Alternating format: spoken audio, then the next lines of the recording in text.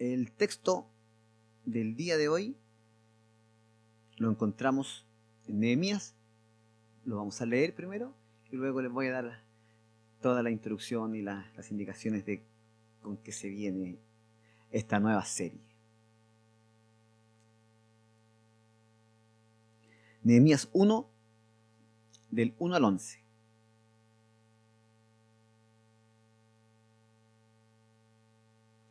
Nehemías 1, del 1 al 11. Dice: palabras de Nehemías, hijo de Acalías. Aconteció que en el mes de Quisleu, en el año 20, estando yo en Susa, capital del reino, que vino Anani, uno de mis hermanos, con algunos varones de Judá, y le pregunté por los judíos, que habían escapado, que habían quedado de la cautividad, y por Jerusalén. Y me dijeron: el remanente, los que quedaron de la cautividad, allí en la provincia, están en gran mal y afrenta, y el muro de Jerusalén derribado, y sus puertas quemadas a fuego. Cuando oí estas palabras me senté y lloré, e hice duelo por algunos días, y ayuné y oré delante del Dios de los cielos.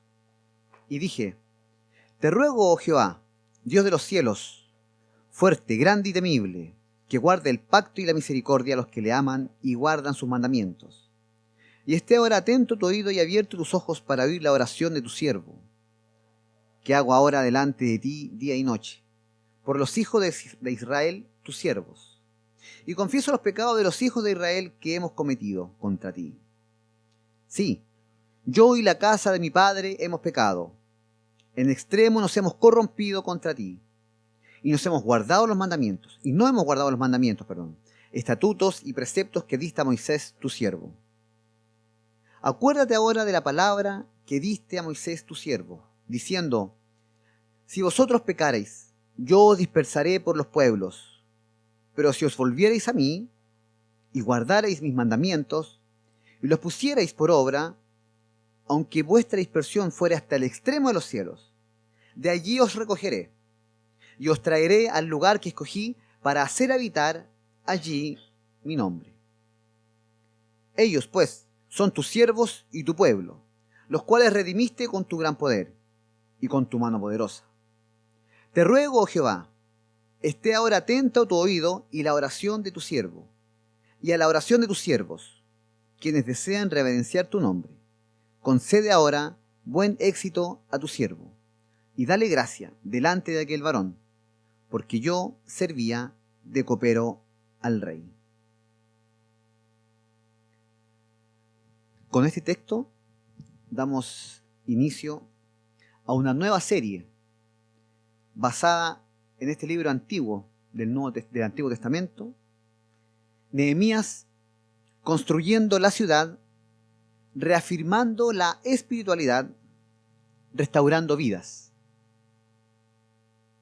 La idea de nuestro pastor, quien es el que nos impulsa con esta nueva serie, es que podamos ir reflexionando a lo largo de todo este texto y podamos ir respondiendo a nuestra fe respecto a las distintas catástrofes que pueden estar azotando nuestra ciudad, o si miramos un poco más amplio, a lo mejor a nuestro país. Y cómo Dios, desde estos escombros, Él puede volver a formar, y tiene el poder para hacerlo, una nueva edificación. En este sentido, el título de la predicación de hoy es Nuestra respuesta frente a la angustia. Tendremos un breve momento de oración con la dirección de la predicación de hoy. Señor, nos acercamos a ti sabiendo que eres el único Dios quien puede dirigir nuestras vidas. Y por ello te pedimos que toques nuestro corazón y nuestra mente, que son duros. Necesitamos que tú los ablandes, Señor, para ser receptivos a tu palabra y podamos reafirmar nuestra fe en ti. En nombre de Jesús, amén. Dame un segundo que voy a dar un poquito de guataje aquí a la luz. Está un poquito oscuro. Ahora sí. Cada vez que tenemos algún problema que nos aqueja a nosotros ya de manera personal, naturalmente que lo primero que se nos viene a la mente es pedirle al Señor que nos ayude. Muy natural. Me pasa algo, Señor, ayúdame. Pero antes de pedirle al Señor que acuda a nosotros como una solución a ese problema, ¿existe otra cosa que debamos hacer antes? Nehemías realiza un paso previo cuando eleva una oración de petición. A continuación veremos cómo él, antes de presentarle al Señor su angustia, él reconoce su pecado. Y esto porque el sufrimiento que está pasando reconoce que es producto de su propio pecado como pueblo rebelde. Asume que están siendo castigados por el Señor porque ellos dejaron de lado los mandamientos que recibieron de Dios mediante Moisés. Entiende que habían sido advertidos de ello, pero que aún así, a sabiendas, porfiaron. Entonces el sufrimiento de él y del resto del pueblo de Dios, que está no solo en el exilio sufriendo, sino que hay otros que se quedan en Jerusalén y que también están sufriendo, exclusivamente corresponde a una irresponsabilidad propia. Pero él recuerda también que Dios está dispuesto a aceptarlos de vuelta, si es que cambian de opinión, si es que deciden seguirlo nuevamente. De esta forma veremos cómo responde Nehemías frente a la angustia que él tiene, una angustia muy grande, y comenzará con aferrarse al Señor. Su dolor no lo apartará de él. Luego reconocerá que lo que están pasando en realidad es por culpa propia. No culpa al Señor de ello, lo que finalmente le llevará a suplicarle al Señor para que los reciba de vuelta.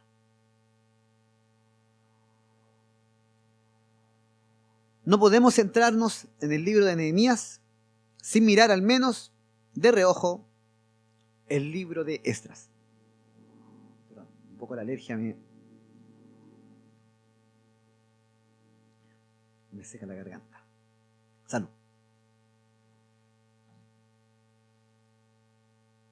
Y esto de relacionar a Nehemías con Esdras, actualmente es porque uno dirá, encontramos los libros separados.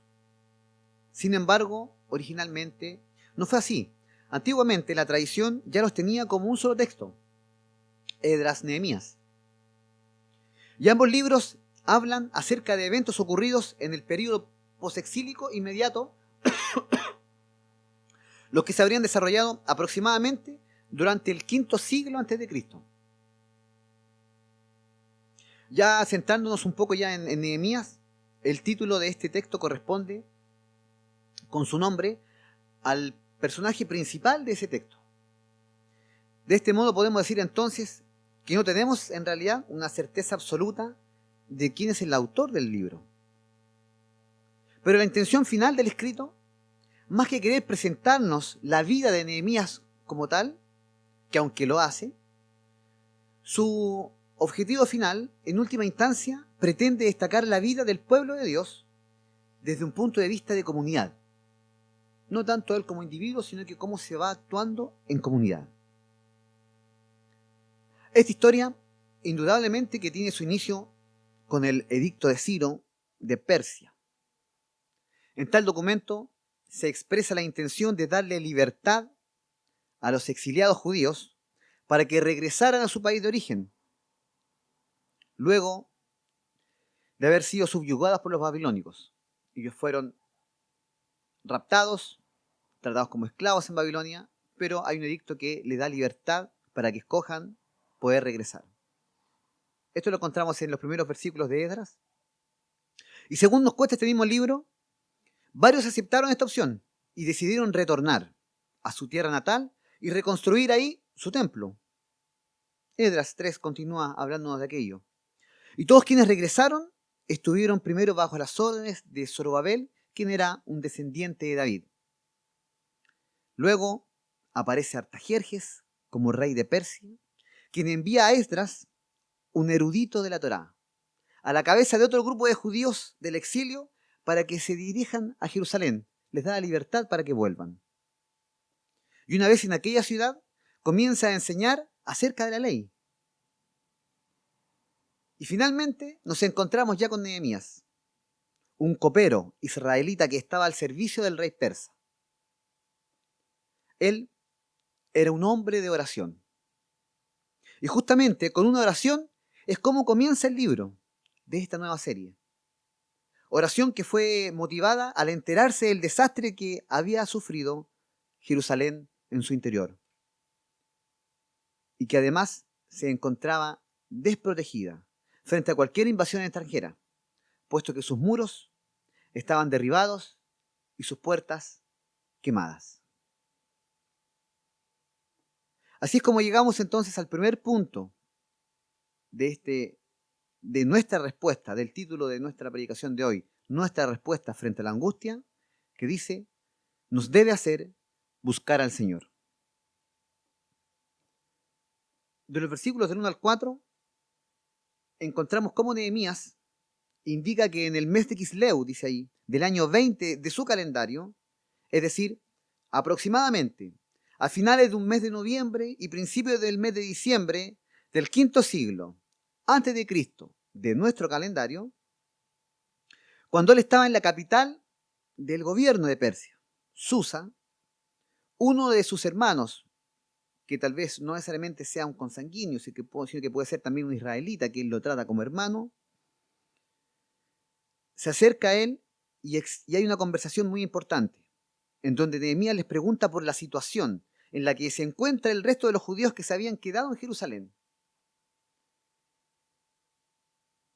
Por quienes no sufrieron la cautividad, como él. Y quiere saber cómo están ellos y cómo está su tierra. De esta forma se entera que por allá no están en realidad para nada bien. Están sufriendo una calamidad. Tienen problemas para alimentarse y pasan constantes humillaciones a causa de que otros los invaden. Algo que se facilita debido a que en sus murallas no están deterioradas, están en el suelo. No hay protección, están destrozadas sus murallas. Incluso hasta su puerta principal o sus puertas de la ciudad están quemadas. Hay inseguridad. Es un pueblo que vive en una constante inseguridad. Y es muy probable que si nosotros nos llegaran con una respuesta así al preguntar por nuestros seres queridos o por los lugares que queremos, tendríamos una reacción de mucha pena y enojo. Seguramente estaríamos pasando una gran impotencia. Puede ser que llegásemos a pensar tal vez en hacer justicia con nuestras propias manos. No en vano, las leyes civiles existen justamente para evitar eso. De lo contrario, viviríamos en una cacería constante, una persecución de unos contra otros, una vida invivible. Pero Nehemías nos dice que al enterarse de lo que está pasando con sus seres queridos y de las circunstancias en las que se encuentra su tierra, él decide expresar su pena y comienza a vivir su pena, su angustia, de otra manera, no a través de una justicia personal. Obviamente, y como una reacción muy humana, se llena de tristeza, expresándola, como dice el texto, a través de sus lágrimas. Acto muy humano, llorar frente a una gran pena. Así que eso de que los hombres no lloran, aquí no corre. Los hombres también lloramos, para que lo sepan también las damas, porque nosotros tenemos nuestro corazoncito, nuestros sentimientos, ¿cierto? No somos un robot, así que no se impresionen si viera un hombre llorar. Para Nehemías entonces, un hombre que estaba llorando, su dolor era tan grande que lo expresa como un equivalente duelo, como que está de duelo. Es ese dolor inmenso que lamentablemente nos toca pasar en determinadas ocasiones cuando la pena es muy grande, cuando perdemos a un ser querido. Y si bien tanto el llorar como el pasar por un periodo de duelo es algo muy válido, útil para expresar nuestra pena, Él no nos está contando aquello para que nosotros también lloremos o hagamos un luto, aunque es válido que lo hagamos. Él simplemente está contando su sinceridad, se está sincerando con nosotros.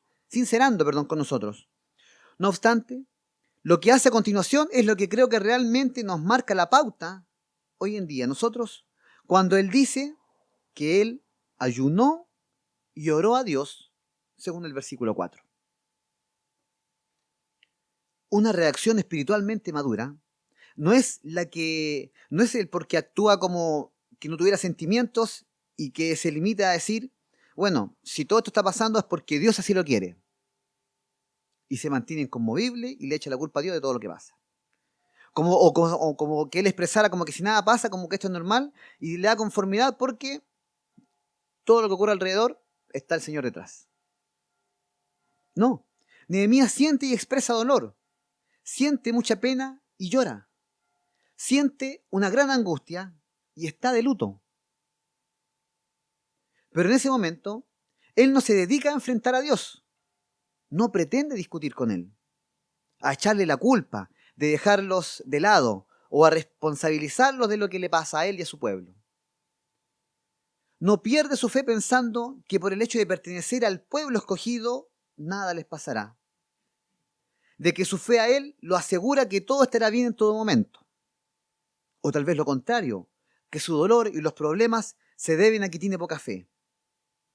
Para nada, nada que ver con eso. Nehemías sabe lo que tiene que hacer y tiene como herramientas a su favor el ayuno y la oración. El ayuno es una práctica física que tiene una connotación muy espiritual. No es simplemente el privarse de comer o de beber por un periodo determinado de tiempo, esperando que todo se solucione, como si aquel acto fuera mágico, medio sobrenatural, en el sentido de que el hacerlo va a solucionar los problemas. Sino que el ayuno, entre otras intenciones, también es una forma de expresar dolor, según lo vemos en Esther 4:3. Se usa también como una humillación ante Dios, según Esdras 8:21. Pero también el ayuno lo que buscaba era la guía del Señor, según lo vemos en 2 de Crónicas 23.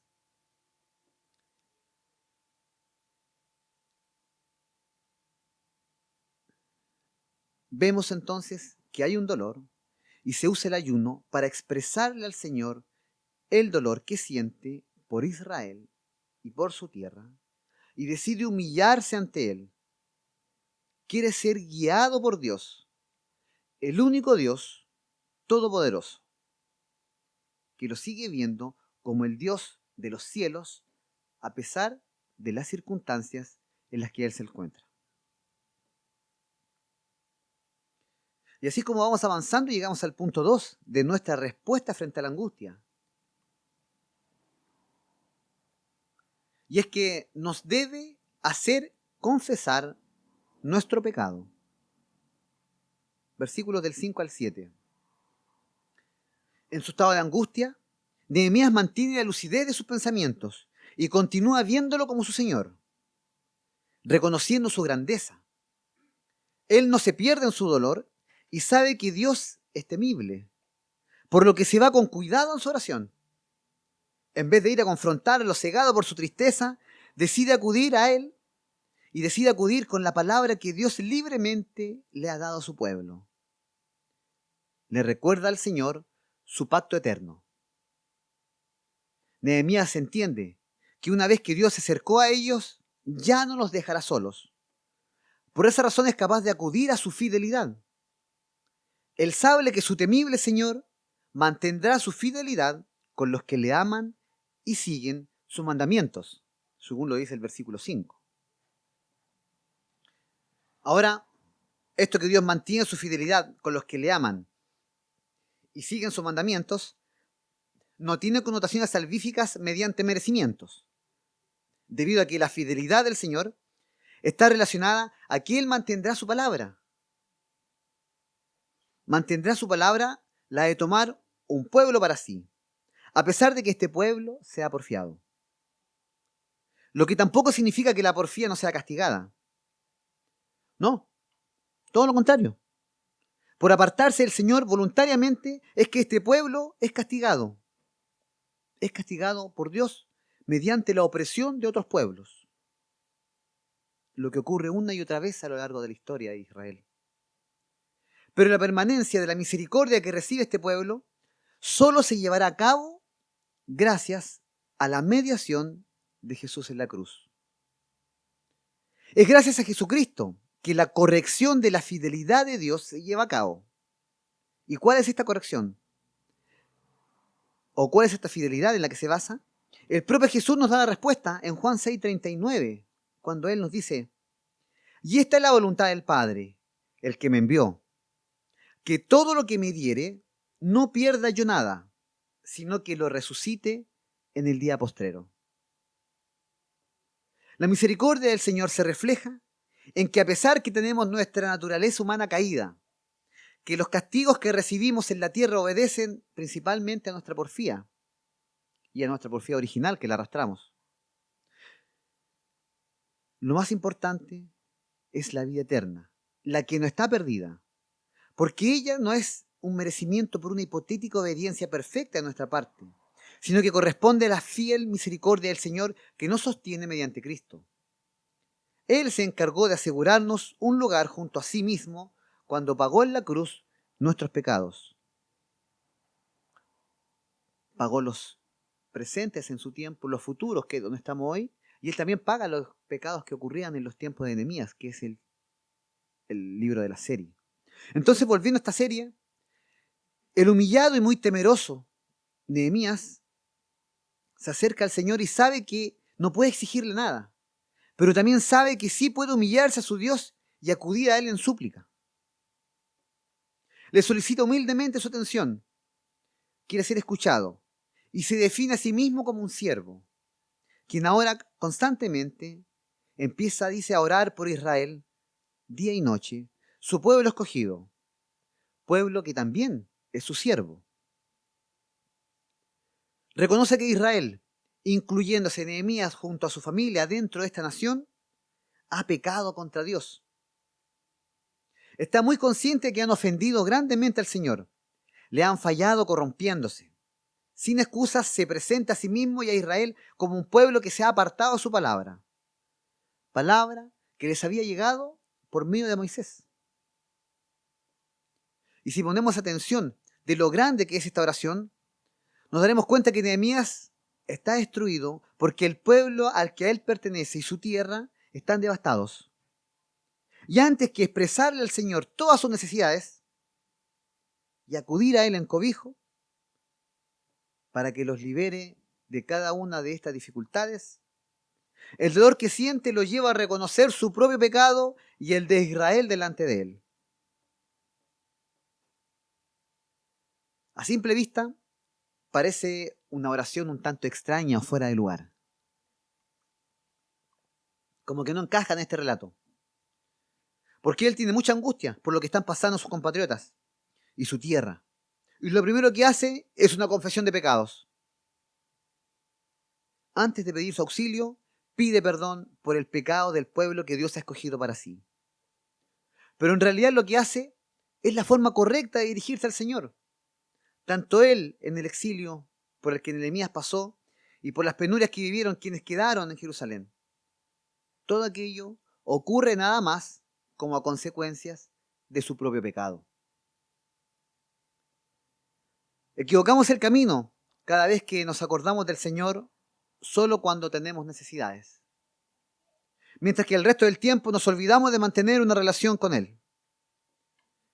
La comunicación con el Señor no se sostiene sin una relación espiritual constante, la que cambia nuestras vidas, porque ahora, a través del Señor, nuestra vida está direccionada a seguir la forma de vivir que Dios nos indica. Nehemías muestra que la angustia no nos libera a nosotros los creyentes de seguir siendo vistos como pecadores. Comprende que no tiene nada que exigirle al Señor y que merecen el castigo por su insistente porfía, a alejarse de la ley de Dios. Ellos la habían desechado. Esto nos muestra que lo que debemos enfrentar si miramos en menos su palabra y decidir vivir nuestra vida según nuestros deseos, es que habrá un castigo, una sanción para corregirnos. Cada vez que no nos importe o que hagamos vista gorda a lo que nuestro Padre Celestial nos dice, debemos esperar de una u otra manera un llamado de atención. Y así es como llegamos al tercer punto. Nuestra respuesta frente a la angustia es que nos debe hacer suplicar a Dios. Versículos del 8 al 11. Israel dejó de lado la ley que el Señor les había entregado mediante Moisés. Se merecían los que estaban pasando. Algunos repartidos por el exilio y otros que se quedaron en Jerusalén, pero basándola mal. Sin embargo, Nehemías acude a la misericordia del Señor luego de haber pedido perdón por todo lo que él reconoce. Así como en el versículo 7, aludiendo a la palabra de Moisés, se refiere a la ley, que ellos de forma frecuente habían porfiado y se habían apartado cuando reconoce el pecado de Israel, y que ahora en el versículo 8 de este punto 3, deja fuera toda duda de que el exilio sufrido corresponde a la porfía del propio pueblo. De igual modo, la misma palabra dirigida a Moisés, en ella se va a encontrar también un acercamiento al Señor. Según el versículo 9, Dios está dispuesto a hacerlos retornar, no importando desde cuán lejos estén, para traerlos de vuelta para ser adorados, siempre y cuando ellos, este pueblo, decida corregir su vida siguiéndole al Señor. Sobre esta misma disposición la vemos también en el Salmo 103. Ahí encontramos que se refiere a Dios cuando dice: sus caminos notificó a Moisés y a los hijos de Israel sus obras. Versículo 7. Versículo que nos recuerda que mediante Moisés es donde se expresa la ley, donde Dios se comunica con su pueblo. Pero más adelante luego dice: ni para siempre guardará el enojo. Versículo 9. Porque como el Padre se compadece de sus hijos, se compadece Jehová de los que le temen. Versículo 13. El exilio y lo que ocurría en Jerusalén no correspondía a que Dios se había olvidado de su pueblo. Como padre corrige a su hijo.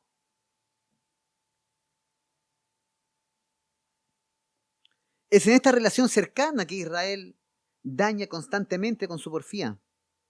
Y que Nehemías sabe que Dios, junto con corregir a su pueblo que se aparta de él, ha dejado a la vez el Señor la puerta abierta para recibir nuevamente a ellos y cobijarlos, como es su intención original.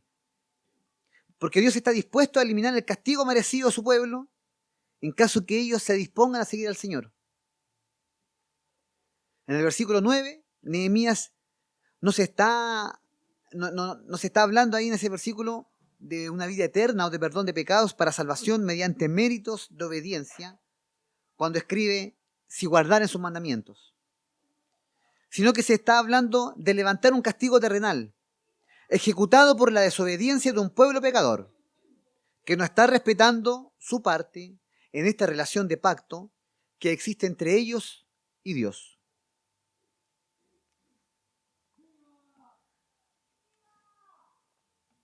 Entonces, Nehemías presenta ante Dios que Israel es su pueblo y es su siervo, quienes fueron redimidos gracias al poder del Señor que los libró de Egipto, un Egipto opresor, en tiempo de Moisés, versículo 10. Y así como Dios escuchó sus súplicas antes, espera que lo vuelva a hacer, por lo mismo que le pide que ponga atención a su pueblo que le ora, que otra vez escuche la súplica de sus siervos, quienes están dispuestos a volver a sus caminos, reverenciando su nombre. Por dicha razón es que al finalizar este pasaje, Nehemías le pide que él pueda hallar gracia delante del rey persa, identificado como aquel varón, con la intención de tener la oportunidad de hacer algo por el resto del pueblo de Israel que está sufriendo en su tierra prometida. Comienza en su corazón la idea que más adelante veremos, que es la de ir a Jerusalén a cooperar en la construcción o en la reconstrucción de los muros. Nehemías sabe que debe rendir funciones al rey de Persia. Y a pesar que al finalizar el versículo 11, Nehemías se define a sí mismo como el que servía de copero al rey. Normalmente este cargo no era un cargo cualquiera. Lo tenía un siervo de mucha confianza del rey. Claro, le servía, le podía echar algo, así que había mucha confianza en él. Lo que le daba también el poseer un rango alto. Por ello que podemos decir que a pesar que hubiese tenido cierta influencia al tener la cercanía con el rey, él de igual modo le pide a Dios que intervenga para que pueda ser autorizado de una u otra manera a salir en beneficio de los hermanos israelitas. La súplica de Nehemías no es solo para que Dios permita la ayuda para su pueblo que está en Jerusalén, sino que también él está dispuesto a ser parte de la solución que Dios permitiría. Nehemías desea ir a apoyar en la reconstrucción de la tierra que el mismo Dios les había dado. Entonces, vemos que Nehemías había caído en la angustia. El pueblo y la tierra a la que él pertenece están en ruinas. Y cuando se enteró, él mismo pasa por un periodo equivalente a estar de duelo. Pero luego de expresar sus emociones y de lo que estuvieran pasando sus compatriotas, mediante Dios él estaba seguro que podía encontrar una respuesta favorable. Sus sentimientos quedaron derribados, pero fue mediante la oración como el Señor comienza a reconstruirlo a él espiritualmente. Nehemías tenía fe en que sería escuchado si buscaba al Señor de forma sincera. Se dio cuenta de lo que había ocurrido, correspondía a las consecuencias de desobedecer al Señor. Por lo tanto, no había que echarle la culpa a Dios de lo que estaba pasando. La respuesta entonces comienza a aclararse cuando antes de pedirle al Señor el apoyo necesario para la reconstrucción de los muros de Jerusalén, reconoce su pecado, el propio y el del resto del pueblo escogido. Tiene muy presente que lo que ocurrió era lo que se merecía su desobediencia. Pero no olvidó que el Señor también es un Dios misericordioso. Así que no duda él en ningún momento, en elevar una súplica para decirle que nuevamente su pueblo estaría dispuesto a guardar sus mandamientos. Nehemías tiene la intención que Dios le permita nuevamente volver a la tierra que les pertenece, porque Dios mismo se la regaló. La angustia que siente no lo hace pensar que Dios ya no lo quiere, sino que está convencido de que aquello pasará, porque sabe que su Dios es fiel a sus promesas. Por lo tanto, el exilio y la destrucción pasarán, porque el Señor reconstruirá su pueblo para la alabanza de su gloria. Porque nuestra respuesta frente a la angustia entonces nos debe hacer buscar al Señor. Punto 1. Porque es necesario orar humillados a Dios en la angustia para pedirle su dirección. Porque nuestra respuesta frente a la angustia nos hace confesar nuestro pecado. Nos debe hacer confesar el pecado, perdón. La razón de los problemas que destruyen la ciudad y a las personas son producto principalmente de la desobediencia a causa de nuestra naturaleza caída. Es decir, es producto del pecado de su pueblo. Y porque nuestra respuesta frente a la angustia nos debe hacer suplicar a Dios, una vez que reconocemos que merecemos ser castigados, entenderemos que solo podemos suplicar al Señor que tenga misericordia de nosotros. Nuestra respuesta frente a la angustia tiene la esperanza en que Dios mantiene su pacto y la misericordia con los que le aman. Amén. Tengamos un momento de oración para finalizar. Gracias, Señor, por tu palabra. Ayúdanos a entender que nuestra angustia, que muchas veces se deben a problemas sociales, a inseguridades, a destrucciones de nuestras tierras, de nuestras viviendas, de nuestras familias dañadas, Señor. Nuestra angustia puede encontrar consuelo en ti, cualquiera sea esta. Nuestro Dios que eres tú, Señor, fiel a tu pacto y de tomar un pueblo para sí al cual nosotros pertenecemos, Queremos, Señor, tener esa posibilidad de que nuestra fe pueda ser afirmada en ti, Señor, también en la angustia. Te pedimos que restaures también nuestras vidas, Señor. Nuestra vida espiritual, Señor, principalmente para luego nosotros, Señor, igual que Nehemías, tener la intención de con nuestras manos hacer un aporte para la reconstrucción de nuestras sociedades, Señor, de nuestras ciudades destruidas, desde un punto de vista teórico, con leyes para más seguridad, Señor, pero también de un punto de vista práctico, Señor, para ayudar con mercadería al más necesitado y para ayudar en la reconstrucción según correspondan y lo podamos hacer, Señor, con nuestras capacidades. Te pedimos, Señor, entonces que restaures nuestras vidas. Nosotros solo podemos contra la angustia cuando tú estás con nosotros. Y cuando nos toque presenciar a nosotros también en nuestra ciudad ruinas equivalentes, ayúdanos, Señor, a acordarnos de que debemos confiar en ti. Primero pedir perdón por nuestros pecados, Señor, pero luego acudir a ti en ayuda, a poder suplicarte porque tú eres un Dios que sigue amando a su pueblo. Recuérdanos, Señor, en el dolor, que esto es el resultado de un mundo caído. Por lo que con más ganas te pedimos, Señor, que vuelvas pronto, porque este tipo de vida no creemos, Señor. Queremos tenerte a ti como nuestro único Rey, Señor. Queremos que se consuma, Señor, tu segunda venida. Te esperamos, Señor. En nombre de Jesús lo pedimos, Padre. Amén.